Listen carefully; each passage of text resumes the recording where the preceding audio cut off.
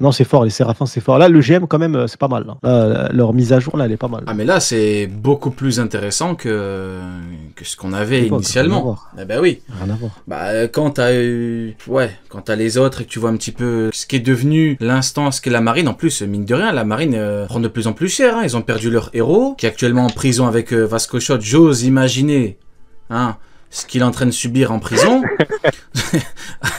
Sengoku, ils l'ont perdu, il est plus qu'instructeur. T'as les autres qui font que flopper. T'en as un carrément, il a changé de camp, il est parti dans la piraterie. T'as l'autre, il vient de se faire chier dessus sur Egghead, l'autre qui s'est fait chier dessus dans l'arc d'avant. Heureusement, c'est pour ça qu'on dit que la marine c'était pré-ellipse et le GM c'est post-ellipse. Hein. Oui. Son schéma il est clair. Juste avant de passer à Mein General Saint-Seni, nous avons une phrase extrêmement intéressante de Gunko. Quand ce jour viendra, la décision que prendront les géants de rejoindre un camp ou l'autre bouleversera le cours des événements.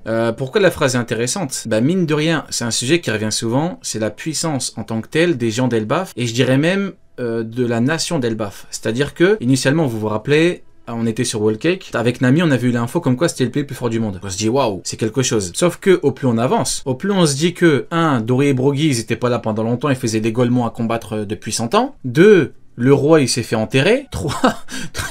3, le prince, bah il est enfermé. Et 4, l'autre prince, c'est Ashrudin et le Golemon, s'il ouvre encore une fois sa gueule, on lui envoie celui de Dressrosa, qui lui a fait la misère, qui lui a donné le combat de sa vie. Bon, bah Dalain, comme dirait l'autre. Lui Dalain, il s'appelle déjà il était trop fort en crie plus. pas. Mike C'est pas un trou de mémoire, frérot. McVice, je l'ai eu avant.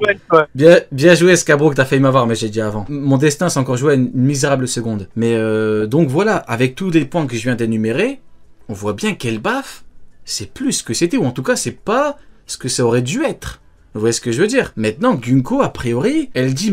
Ce que je comprends, c'est que malgré tout ça, bah, les géants, ça va tout changer. Donc moi, de mon point de vue, il nous manque, et je n'en démords pas, une inconnue. Il nous manque des légendes, les meilleurs guerriers, une sous-branche, les gardes rois, je sais pas, n'importe quoi, mais il nous manque des géants forts. Je refuse de croire que le pays le plus fort du monde, ça se limite à des... Je vais rester poli, à des misérables géants qui galèrent contre des ombres, et à Dory et Brogy qui est en train de faire n'importe quoi pendant 100 ans sur une île. Je refuse d'y croire. Il y a le 3e étage aussi, on sait pas ce qu'il y a là-haut. Justement, moi je suis désolé, j'arrive pas à concevoir. Tu prends cette phrase, du coup quoi, elle raconte de la merde, Gunko. Bah faut le dire alors. Bouleversera le choix des géants, bouleversera le cours des événements. C'est quoi, c'est Dory et Brogy qui vont tout changer? Enfin, restons sérieux. Bah, je suis désolé, moi je prends peut-être un peu trop le sujet à cœur, mais c'est pas après bordel de merde, c'est pas eux qui vont tout changer quand même. Ce qui serait possible, c'est, imaginons, enfin, nous, pour moi, il n'y a pas plus puissant dans le monde, individuellement parlant, à part Im, je connais pas encore, je sais pas, on verra plus tard, mais les empereurs. Les empereurs, c'est des armes de destruction massive, c'est quelque chose de violent, tu vois, en plus, les empereurs sont clairement liés à la puissance, genre, il n'y a pas d'autre, tu peux pas les juger différemment. Donc, imaginons qu'il y a un autre empereur, et que cet empereur soit Loki, en l'occurrence, et que dans son équipage, Loki, il a que des géants. Donc c'est un empereur qui a que des géants derrière lui. Donc est-ce que s'il y a un empereur de s'allier à un autre empereur, un peu comme on a eu Big Mom et Kaido, donc avec Luffy et Loki, si jamais cet empereur décide de rentrer dans le camp en face, est-ce que du coup ça serait important, ça serait grave ou pas, tu vois? C'est intéressant, mais je suis pas d'accord parce qu'ils veulent de Loki chez les chevaliers. Ils le veulent pas en tant que chef des géants. Donc c'est un mec à part Loki. Loki le veulent. Loki apparemment c'est pas tous des camps chez les chevaliers ou dans leur hiérarchie. Donc ils ont compris que les géants ne vont jamais suivre Loki. Donc ils ont trouvé quelque chose de très intéressant, très intelligent même, le mettre avec eux dans le côté chevalier. Les géants à part. Et je me répète, je suis désolé, mais Elbaf, c'est qui carry Elbaf actuellement? C'est Gaban, hein, qui n'est pas un géant. Tu retires Gaban, Elbaf, c'est quoi? Si tu retires Gaban et Loki qui doit être un chevalier, c'est Dory et Brogy qui viennent de revenir. Non, on parle sérieusement là ou... On n'a pas de géants effrayants actuellement. Après, il faut dire un truc aussi, frérot, c'est un pays d'alcooliques. Franchement, ils sont là à faire la fête pendant que tout brûle autour d'eux. Frère, à un moment, il a fallu quand même... Merci de remettre un petit peu d'humour dans ce monde de bruit, parce que je suis en train de péter mon crâne depuis 30 minutes. Après, potentiellement, est-ce que... Je sais pas si tu te rappelles, mon ref, c'était lors des premières Cross Guild où on a découvert Loki en disant, ouais, il a peut-être pas pour seulement avec Harald, c'était bizarre. Tu te souviens quand j'avais dit potentiellement, c'est Harald qui a demandé à Loki de le tuer. Tu vois, c'est peut-être lui, et on sait pas, et finalement Harald, il avait un plan positif derrière, on va être surpris par Oda. Mais imaginons une seule seconde que finalement, oui, les géants auraient dû être beaucoup plus forts, auraient dû être monstrueux, mais tout ça, c'est la faute de Harald, et ça faisait partie du plan d'Harald. Donc elle dit de la merde, Gunko, alors. Ouais, dans le sens où Gunko, peut-être qu'ils ont même été trahis et ils ont été mentis par... Et peut-être Harald leur a menti, tu vois. Donc la base de l'arc, tout n'est que mensonge, alors je suis désolé. Parce qu'en vrai, de vrai, je suis d'accord avec toi. Et malheureusement, je ne pense pas que durant le 3e niveau, à part si on va être surpris de fou, il y ait un Thor. Moi j'y crois. Comme ça avec j'y crois. En mode vas-y, bon, je bouge. Il est peut-être pas en haut, mais il est actuellement en déplacement. Il est peut-être pas en haut, mais c'est sûr, frérot. Je vais pas me répéter quand même. C'est pas Dory et Broggy, les deux alcooliques qui combattaient sur Little Garden quand même. Il y a un truc qui vient souligner ça. Je les ai toujours défendus, hein. Mais je vais leur envoyer Mr. Free, frérot. Les gars, il y a un truc. Non, là je suis mauvais. Mais un peu de sérieux, quoi. Il y a un truc qui souligne totalement le fait que il y a des géants qu'on n'a toujours pas vus. C'est qu'il y en a un qu'on n'a toujours pas revu non plus. Le témoin du massacre de Big Mom pendant l'anniversaire, il est toujours pas réapparu. Donc il y a potentiellement quelque part des géants qui sont prêts à intervenir ou un truc comme ça, qui ne sont pas encore à l'action aujourd'hui sur Elbaf. C'est-à-dire ? Je sais pas. C'est-à-dire des, comme je disais, soit dans le 3e monde, soit des géants beaucoup plus puissants que ceux qu'on voit. Mais il y a un personnage en tout cas qu'on attend de revoir, qu'on n'a pas revu. Ça veut dire qu'il est bien quelque part. Ouais. Moi, je valide. Regarde. Il y a Parp, la fraude, qui dit « Tu m'as trop hype, Rio. Il y a des géants avec un niveau de fou. Frérot, monte dans le train. » Moi, je te dis monte dans le train. Parce qu'après, ce sera trop tard. Et après, les gens vont dire quoi? Oh ouais. Tu sais, ils vont dire quoi? Regarde. Je vais te dire exactement ce qu'ils vont dire après. Ils vont dire, mais c'était évident, mais vous croyez vraiment qu'Elbaf, c'était que Dory et Broggy qui étaient pas là et Harald qui est mort? Ce que je suis en train de vous dire maintenant, c'est ce qu'ils vous diront plus tard. Voilà. Moi, je te le dis. Donc prépare-toi, ça va pas s'arrêter à Dory et Broggy, même si j'ai beaucoup de respect pour Dory et Broggy. Hein. On va continuer avec la puissance des géants. Il dit quoi, Summers? Il dit, vous êtes des guerriers en parlant des géants d'Elbaf. En fait, il dit, vous êtes des mercenaires, des guerriers. Ils sont forts, les géants. Même les mecs les plus randoms sont forts. Mais le problème, c'est que si tu me dis que Harald, il a entre guillemets vraiment tout gâché, et qu'il y a vraiment aucun mec qui est fort, mis à part cette force brutale qui faisait jadis trembler le monde. Si tu me dis que c'est vraiment devenu des hippies, We Are the World, c'est quoi qu'ils disaient déjà les Beatles Les Beatles, ils disaient quoi déjà? One Love, je sais pas quoi, non, ça c'est l'autre. Comment ils disaient quoi déjà les Beatles? Bob Marley, Bob Marley. One Love. Take away. Ça part en couille le live. Bref, ça se rapproche de minuit, ça part en couille. Non mais je suis désolé. Non mais après c'est vraiment, frérot, c'est un sujet qui me tient à cœur parce que ça touche à ce qu'il y a de plus fondamental dans le monde de la piraterie. Pleurez si vous n'êtes pas d'accord, la puissance. Et tout ce chapitre est fait pour nous dire que les géants, c'est ça ou rien. Voilà, c'est tout. Que la puissance, c'est le tout, hein. Clairement, voilà. Ça fait comprendre surtout ça. C'est ce qu'il y a de plus fondamental. Regarde, on va reprendre la phrase de Gunko, c'est simple. Hein. Quand ils prendront leur décision, ça bouleversera le cours des événements. C'est quoi qui va bouleverser le cours des événements? Si on va discuter en mode We Are the World. Non, je pense que la décision en question, c'est d'arrêter l'alcool, je pense. Le jour je te jure où que les oui. gens Frérot, je te jure que oui.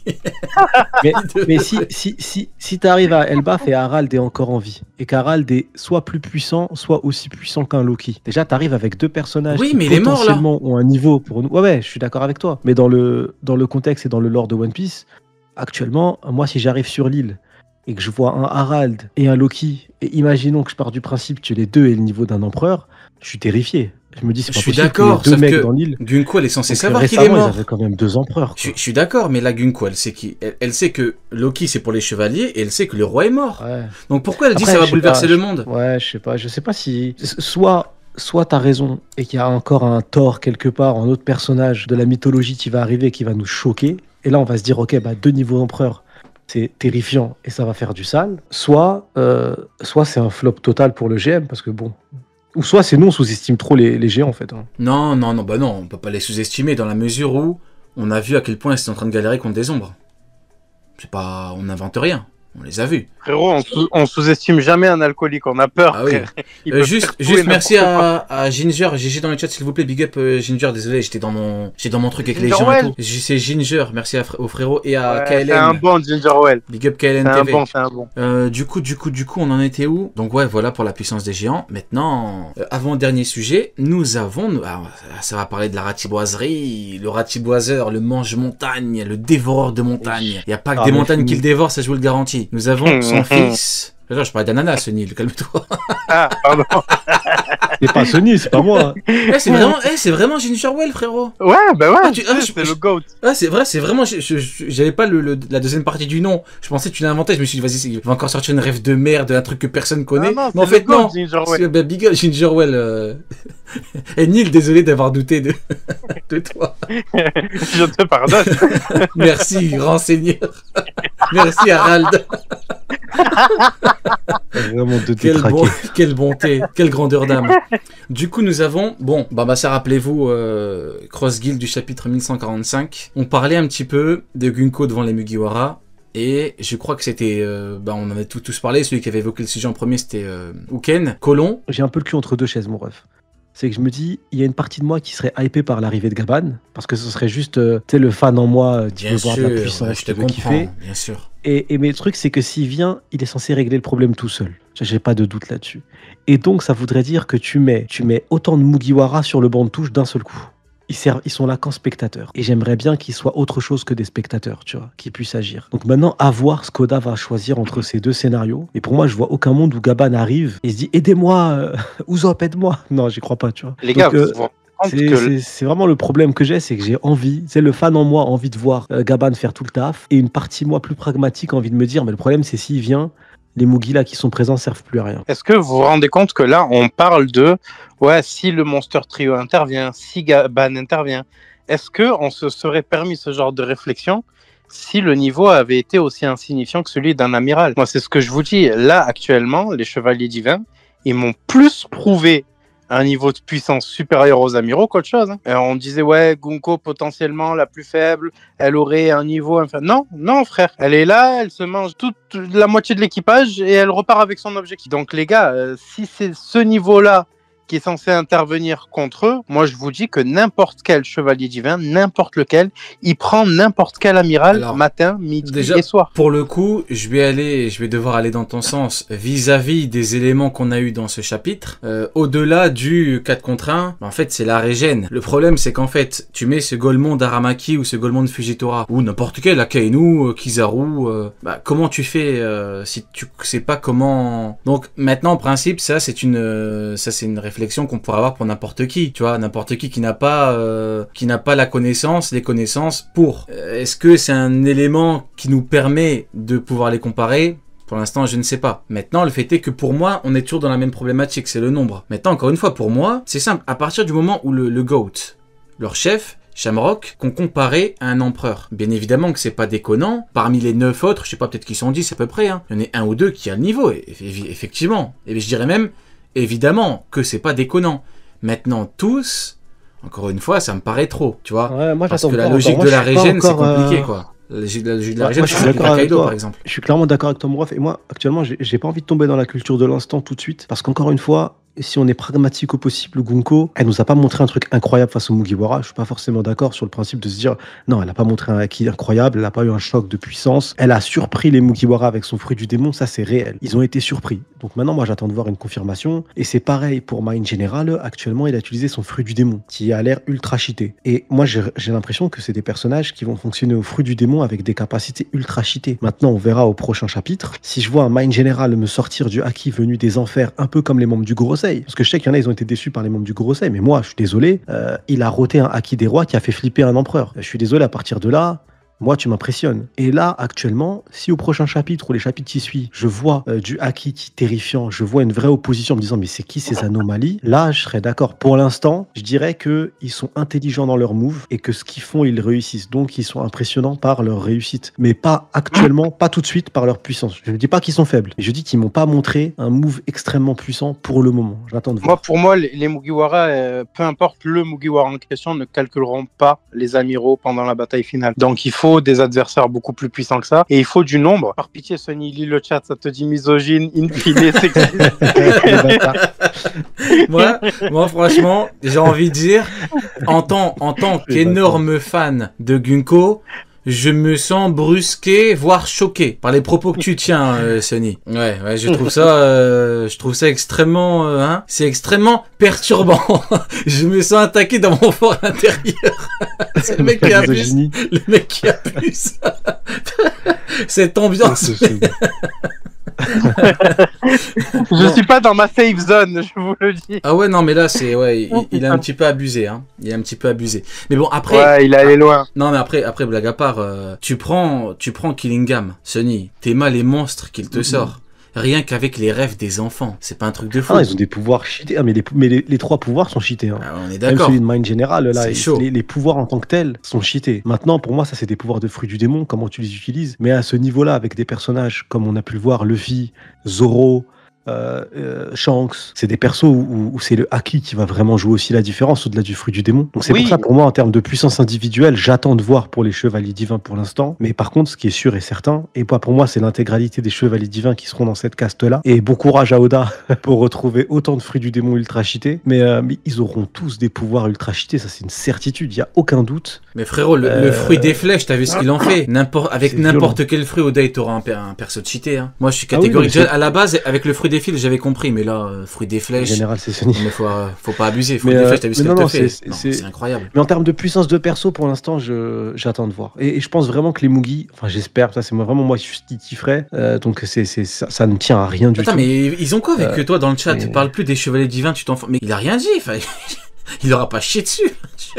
Je crois pas que tu leur as chié dessus, les chevaliers, Sonny. Non, j'ai juste dit que pour l'instant, j'attends. Moi, personnellement, ils ont un fruit du démon ultra cheaté, ça c'est vrai. Maintenant, on attend de voir pour la puissance individuelle en tant que telle, quoi. Ok, parce que regarde, tu prends, encore une fois, Killingham. Imagine, après, bien évidemment, on est dans le théorique, l'hypothétique, tout ce que tu veux. Hein. Même le fantasme, si vous voulez. Imagine, il te sort. Je suis en train de supputer. Voilà, supputons. In fine, tu supputes. In fine, a fortiori, la consensus pour dire que je suppute. Oh, vas-y, j'ai la phrase mettre à rallonge à chaque fois. Des anomalies. À la fin de l'année, j'aurai une phrase. Elle durera 10 minutes. Bref, du coup, j'étais en train de supputer, là, j'ai oublié. Ouais, imagine-toi Killingham, il te sort des monstres de sa propre imagination. Est-ce que c'est déconnant de dire ça? Je crois pas.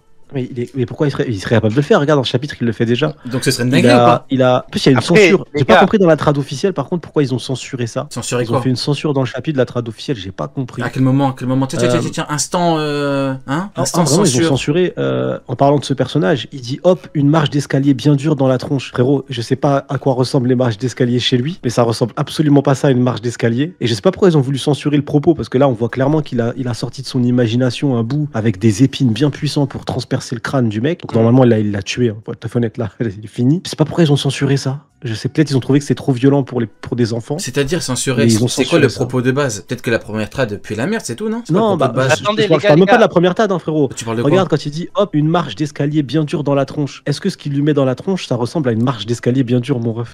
Non, je pense que tu confonds avec la protection du combattant en face, les pics. Ça appartient au combattant. Ah, ça appartient au combattant, les pics. Ouais, c'est au combattant, frérot. Je pensais que c'était les pics, je pensais que c'était lui. Ah non, dans ce cas-là, c'est pas des escaliers. Ah oui. Même un Peldown, t'as pas des escaliers comme ça. C'est pour ça, je me suis dit. Bah oui, frérot. C'est quoi cette. D'accord, ça c'est le truc. Ah ouais, j'avais pas fait attention. Des escaliers en enfer, mais frérot, je sais pas. Les gars, Killingham, il y a deux phrases qui sont importantes. Il y en a une qui nous dit si jamais les enfants avaient su à quoi ressemblait réellement Loki, il serait beaucoup plus dur à battre. Donc ça veut dire que si jamais tu vas chercher dans les cauchemars d'un adulte, il te sort des Loki, il est capable d'en matérialiser. Et deuxièmement, quel est le plus grand cauchemar de Gunko? Donc ça veut dire qu'il est capable de matérialiser des Nika de son côté. Attends, Neil, imagine Gunko elle est en mauvaise posture, Killingham pareil, et genre Killingham il lui dit je vais t'endormir pour ramener un Nika. T'imagines la dinguerie? Ah oui, attends. Attends, je sais pas si j'ai la vision là. J'ai une vision un peu. T'imagines un vrai Nika, mais vraiment énervé. Genre t'imagines, il y a le Ratiboiser, elle est en difficulté. Elle se dit je suis dans la merde. En plus il sait comment passer outre le truc. Elle appelle Killingham. Merde, endors-toi. Boum Nika devant Gaban. T'as la vision ou pas? Moi j'ai la vision. Fou.